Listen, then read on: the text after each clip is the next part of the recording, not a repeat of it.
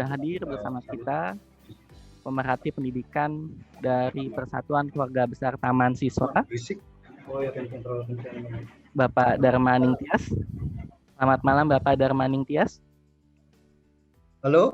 Halo Pak, iya. Selamat malam Pak. Iya, selamat malam. Ya, beberapa hari ke belakang ini ramai dibahas tentang Omnibus Law Undang-Undang Cipta Kerja ya Pak ya.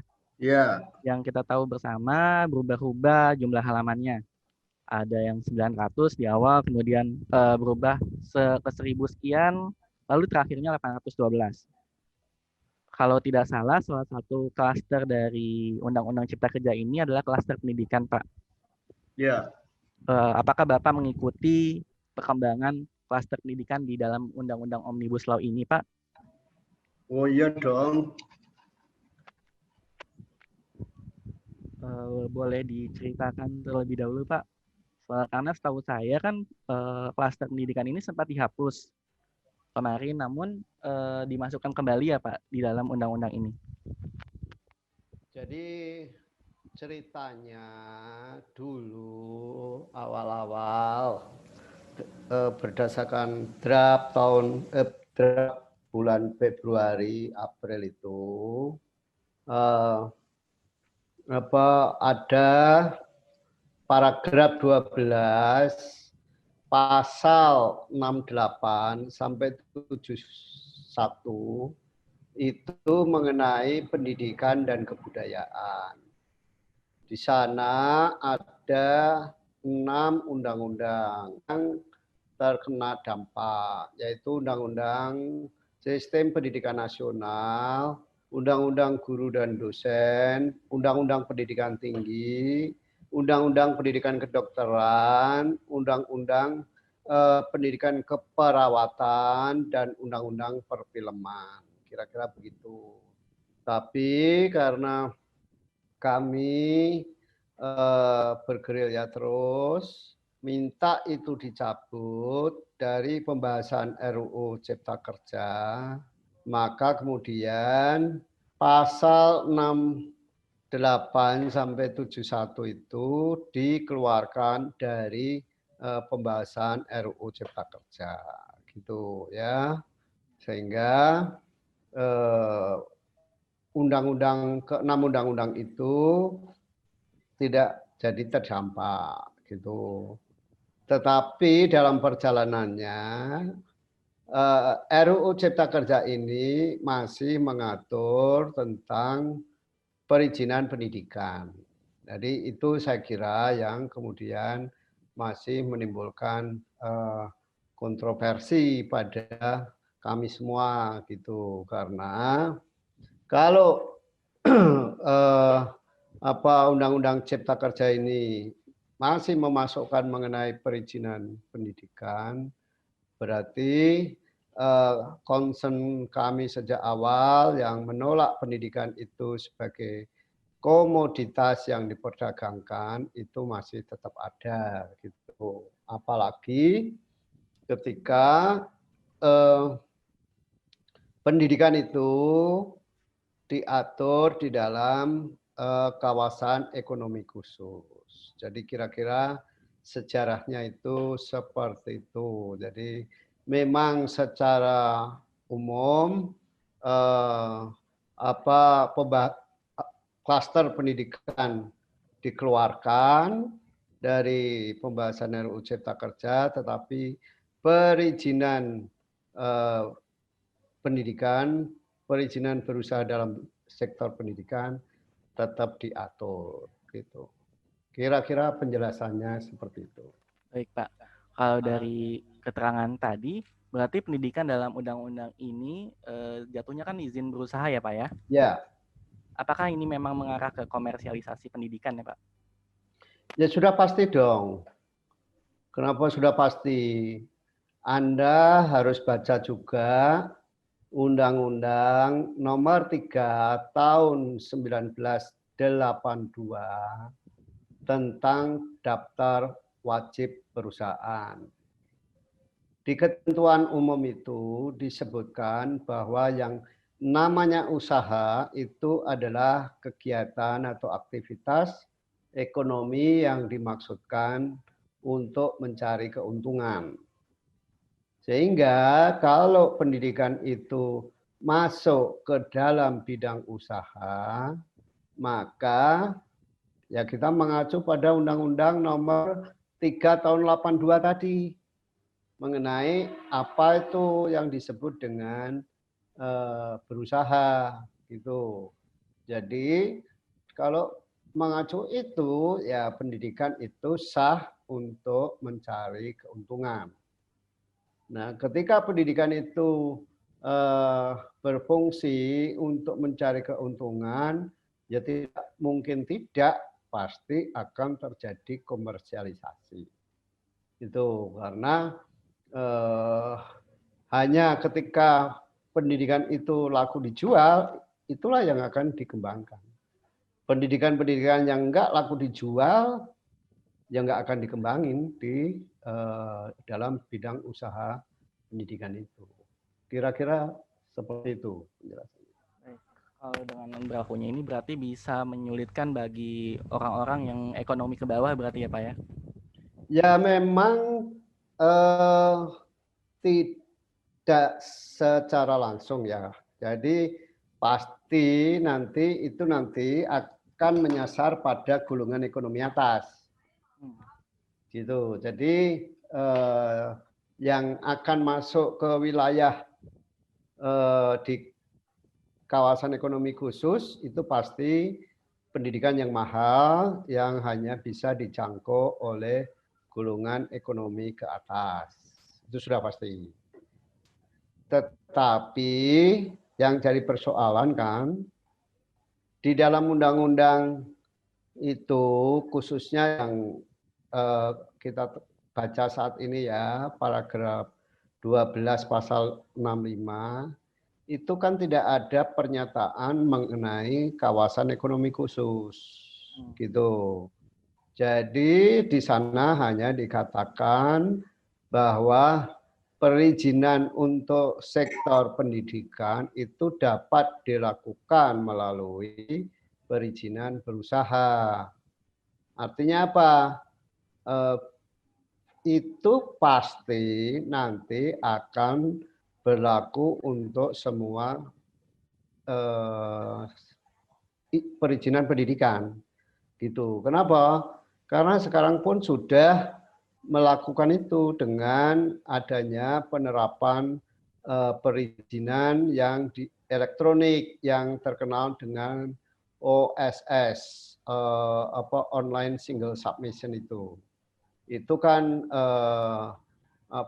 form-form isiannya itu adalah form-form isian untuk bidang usaha yang sifatnya komersial gitu. Sehingga yang akan terjadi dengan adanya Undang-Undang Cipta Kerja ini pun sangat mungkin nanti semua perizinan pendidikan itu akan mengalami perizinan berusaha itu semua gitu. Jadi kalau Presiden mengatakan bahwa yang menuduh Undang-Undang Cipta Kerja itu akan menciptakan komersialisasi pendidikan itu sebagai hoax. Nah, saya malah bertanya kembali siapa sebetulnya yang menyebarkan hoax itu, karena di undang-undang itu, di undang-undang yang saya sebut tadi, paragraf 12 pasal 65 itu tidak ada kalimat kawasan ekonomi khusus gitu ya. Nah, kalau misalnya ada anggota legislatif atau anggota badan legislatif itu mengatakan itu ada di penjelasan. Nah, kalau Anda baca Undang-Undang Nomor 11 Tahun 2012 tentang tata peraturan pembuatan peraturan perundangan, di poin 177 itu enggak dijelaskan bahwa penjelasan itu tidak bisa dipakai sebagai pedoman untuk membuat aturan lebih jauh gitu. Jadi penjelasan itu tidak bisa untuk membuat norma baru di dalam peraturan perundangan gitu. Sehingga ya dugaan saya nanti itu akan berlaku untuk semua perizinan pendidikan, bukan hanya yang ada di kawasan ekonomi khusus saja. Kira-kira begitu. Baik, Pak. Kalau bagi Bapak sendiri, bagaimana sih sebenarnya jiwa dari pendidikan Indonesia itu, Pak? Apakah hanya mengarah ke komersialisasi yang terjadi saat ini, atau bagaimana? Ya, kita kalau ngomong pendidikan Indonesia itu setiap masa itu ada perubahan, gitu ya. Misalnya pada masa kemerdekaan, awal-awal kemerdekaan sampai tahun 60-an. Itu ya zaman Soekarno lah ya. Zaman Soekarno itu pendidikan itu seingat saya itu sampai SD itu gratis gitu. Karena di undang-undangnya, Undang-Undang Nomor 4 tahun 50 memang mengamanatkan pendidikan sampai sekolah dasar itu gratis. Baru mulai tahun 69 saya ingat itu mulai membayar. 69 itu pelita pertama masa Orde Baru. Nah, itu mulai membayar. Waktu itu SD itu membayar Rp5 gitu. Rp5 karena digabung dalam 1 tahun maka kita membayar Rp60. Rp60. Waktu itu uangnya masih kecil-kecil begitu. Nah, terus itu sampai dengan 84 ya. 84 kan pemerintah melaksanakan wajib belajar 6 tahun.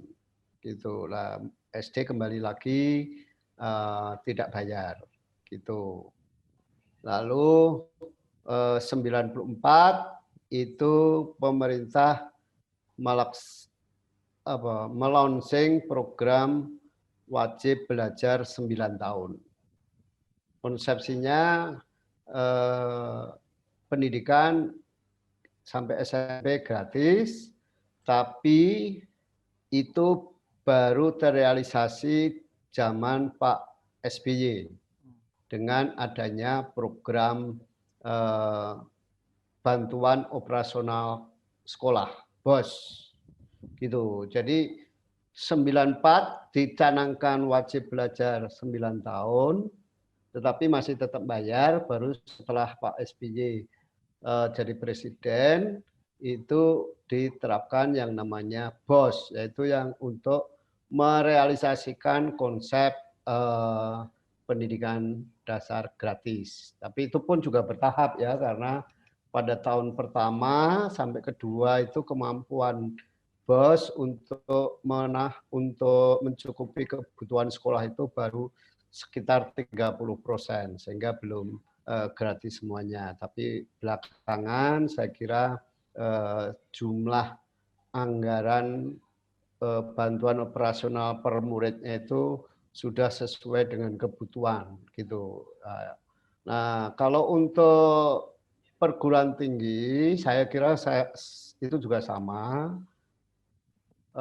Sampai tahun 80-an itu saya kira biaya pendidikan tinggi itu masih murah gitu. Waktu itu katakanlah saya sendiri kuliah tahun 82 di Gajah Mada, itu SPP saya 1 semester hanya 18.000.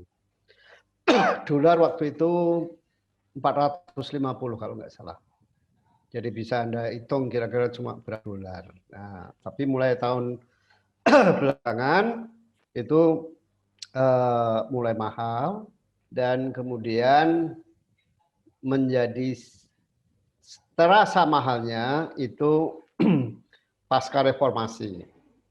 Kenapa pasca reformasi? Karena setelah reformasi itu ada perubahan kebijakan ya, dengan keluarnya PP nomor 6199 mengenai perubahan badan hukum, dari PTN menjadi badan hukum milik negara yang melahirkan UI, UGM, IPB, ITB menjadi PT BHMN dan kemudian diikuti dengan PTN-PTN lain. Nah, sejak pasca reformasi itulah saya kira mulai terasa adanya, terutama di perguruan tinggi ya, komersialisasi pendidikan. Model-model penerimaan mahasiswa baru yang mengandalkan yang memperhitungkan besaran pembiayaan itu dimulai juga pasca reformasi. Jadi kalau zaman kuliah saya dulu itu ya seluruh kampus itu misalnya di Gajah Mada itu ya yang dibedakan cuma SPP IPA sama IPS. Yang IPS itu ya entah ekonomi, entah sastra, entah filsafat, entah psikologi itu sama 18.000. Yang IPA itu entah kedokteran, entah sipil, entah pertanian itu hanya 30.000 gitu waktu itu ya. Dan satu semester itu yang dibayar ya cuma itu aja. Kalau sekarang ini kan ada UKT aja ada 1, 2, 3 sampai 7 kan gitu kan? Iya, Pak. Sebetulnya sekarang ini ya bukan uang kuliah tunggal, yang disebut UKT itu ya zaman saya kuliah dulu. Iya. Karena ngerasain juga sih Pak, karena saya dan adik saya itu bedanya cuma 3 tahun tapi biaya kuliahnya itu beda jauh. Iya, sama-sama negeri ya kan? Iya, gitu. Jadi kalau yang sekarang ini sih menurut saya bukan UKT karena satu fakultas bisa bermacam-macam gitu. Itu bukan UKT lagi. Gitu. Saya nggak tahu itu sebutan UKT sekarang ini dari mana gitu. Kalau yang disebut UKT itu ya zaman kami kuliah dulu gitu. Satu universitas.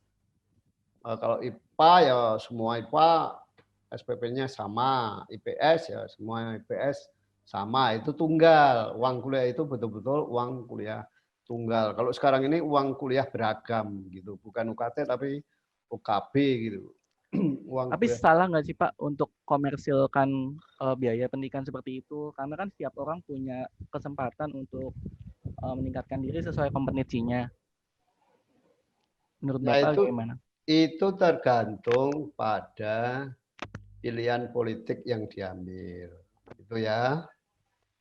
Nah, kalau kita membaca risalah-risalah sidang BPUPKI maupun BPKI, itu kan kita tahu betul bahwa para founding father kita ini itu mendesain negara kita ini sebagai negara kesejahteraan, bukan negara kapitalis gitu.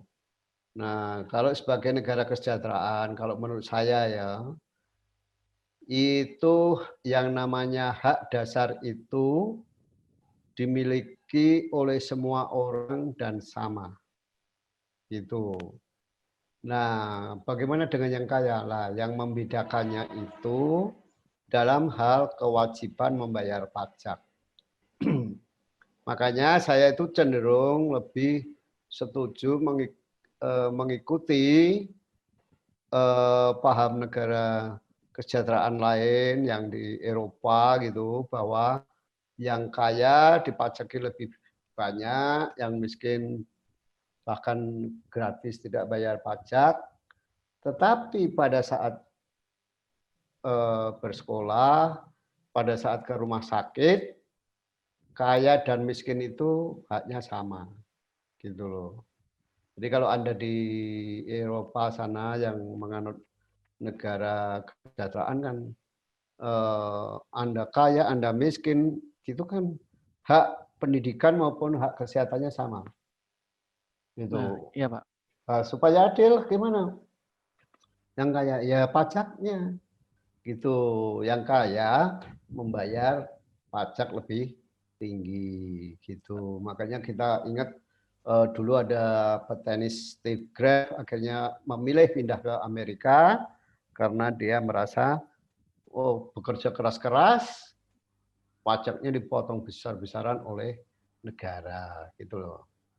Nah, karena kita negara karena para founding father kita itu memilih paham kesejahteraan, negara kesejahteraan, ya saya pikirannya seperti itu gitu. Tapi kalau mau mengikuti sistem kapitalis yang kuat membayar mahal, yang boleh saja, gitu loh. Itu soal pilihan, gitu. Baik. Tapi jangan tanggung. Satu sisi kita mengatakan kita ini negara Pancasilais, tapi sisi lain kita negara kapitalis, gitu loh. Itu yang menurut saya nggak pas, gitu. Baik Pak, sekarang kan undang-undangnya sudah sah. Kemudian Ya. jika undang-undangnya Cipta Kerja ini diterapkan, bagaimana sih menurut Bapak langkah pemerintah untuk memberikan kejaminan pendidikan yang adil bagi warga, bagi masyarakat, khususnya yang ekonomi menengah ke bawah? Apakah ada yang menghambat untuk terciptanya akses pendidikan ke masyarakat di Undang-Undang Cipta Kerja ini? Gini, saat ini sebelum ada Undang-Undang Cipta Kerja saja, angka partisipasi pendidikan tinggi kita itu masih di bawah 40%. Korea Selatan itu sudah 10 tahun lalu sudah 100%. Itu ya. Nah, kita bayangkan sekarang saja dalam kondisi sekarang ini saja pemerintah tidak mampu menaikkan angka partisipasi pendidikan tinggi sampai 50%. Gitu. Apalagi kalau nanti sudah menjadi badan hukum pendidikan. Gitu. Apa bisa?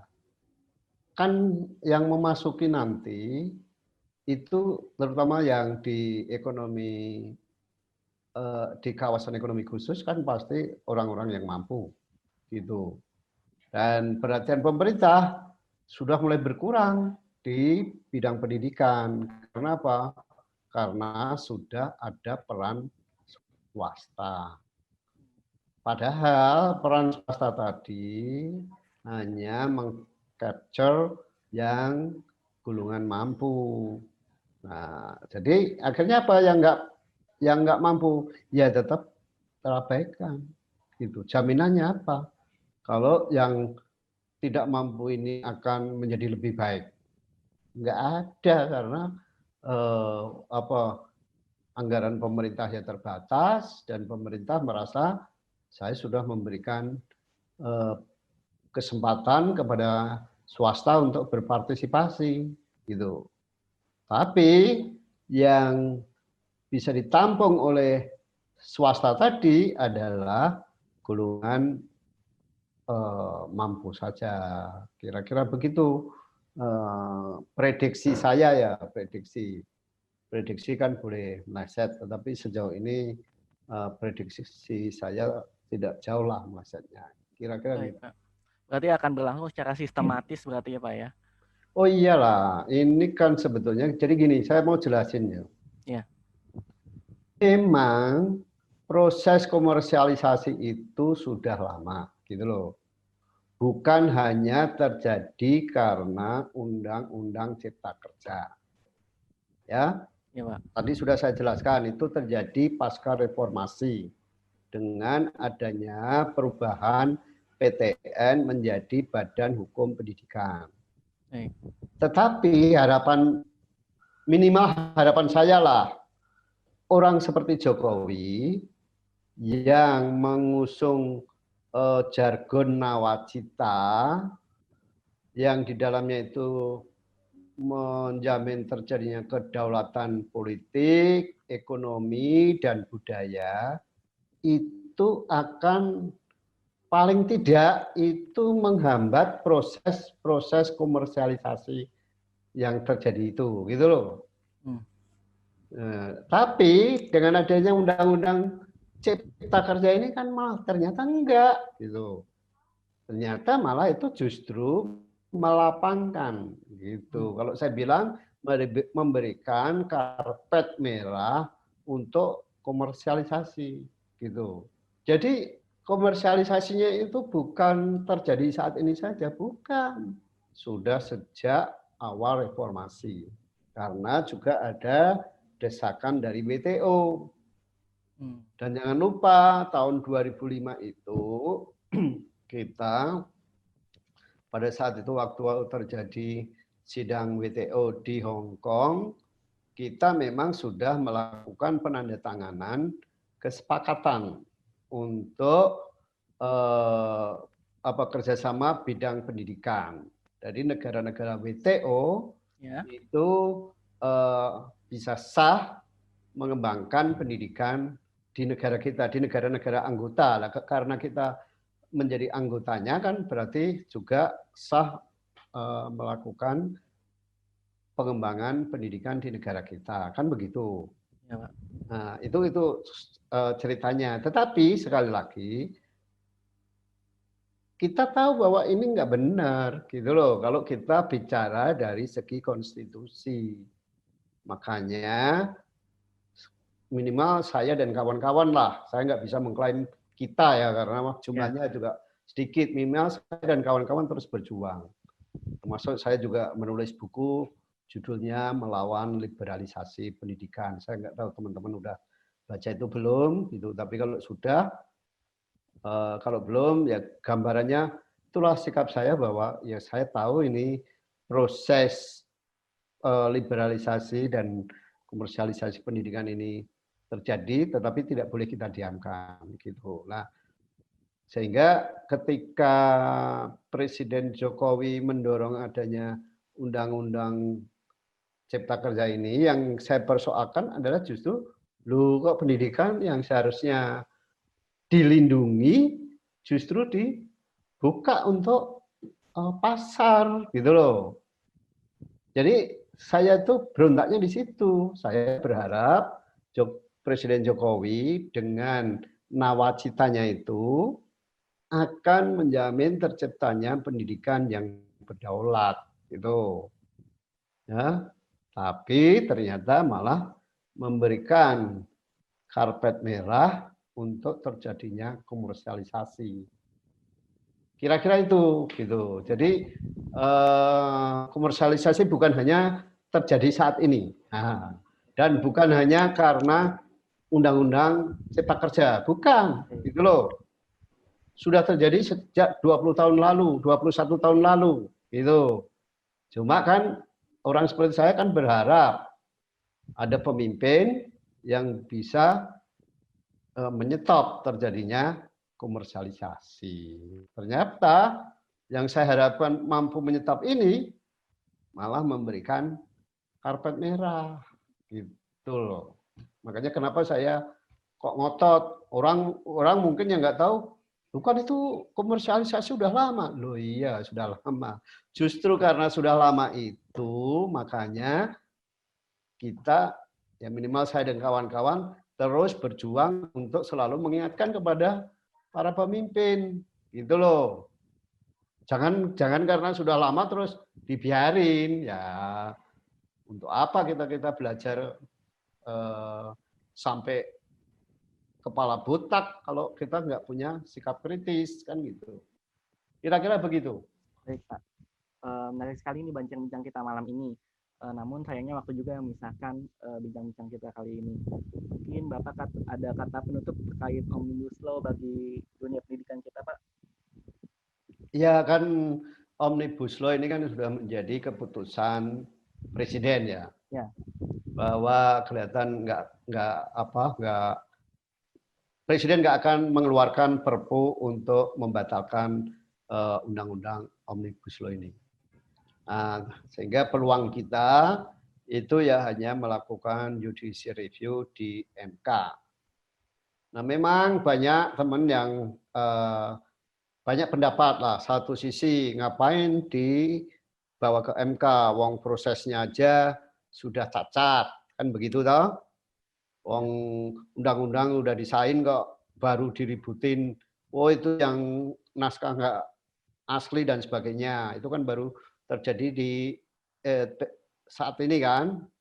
Yang kedua pesimisme yang muncul percuma dibawa ke MK karena hakim MK-nya kan sudah disiapin sebelum Undang-Undang Omnibus Law ini disahkan, sudah ada revisi Undang-Undang MK yang berjalan sangat kilat, kan gitu, dan memberikan hadiah kepada para hakim yang bisa menjalani karir sebagai hakim MK sampai 70 tahun, kan begitu toh? Nggak apa-apa, saya selalu bilang, ya nggak apa-apa, bahwa putusan ditolak atau dikabulkan permohonan kita, itu urusan hakim MK. Urusan kita adalah berjuang. Gitu loh. Urusan kita berjuang. Jadi soal dikabulkan atau tidak itu bukan urusan kita. Urusan kita berjuang untuk mengingatkan bahwa menjadikan pendidikan sebagai komoditas yang diperdagangkan itu jelas-jelas melanggar konstitusi, gitu ya. Karena jelas sekali bahwa tugas negara itu salah satunya adalah mencerdaskan bangsa, dan alat yang strategis untuk mencerdaskan bangsa itu ya pendidikan. Ketika pendidikan itu dikomersialkan, maka sebetulnya dia tidak lagi menjadi alat untuk pencerdasan bangsa, tapi dia menjadi alat untuk mencari keuntungan. Kira-kira begitulah. Saya ingin mengingatkan kepada semua saja, kalau kita memang konsisten setia pada Pancasila dan Undang-Undang Dasar 45, ya mestinya kita menolak dijadikannya pendidikan sebagai barang komoditas yang diperdagangkan. Itu aja. Baik, terima kasih atas waktu dan pandangannya Bapak Darmaning Tias. Ya, kita sampai di akhir dari podcast kita kali ini. Jangan lupa teman-teman dapat mendapatkan rekamannya yang akan muncul di Spotify dan YouTube. Opini juga akan hadir dengan bahasan klaster-klaster lainnya. Demikian bincang-bincang opini kita malam ini. Selamat malam.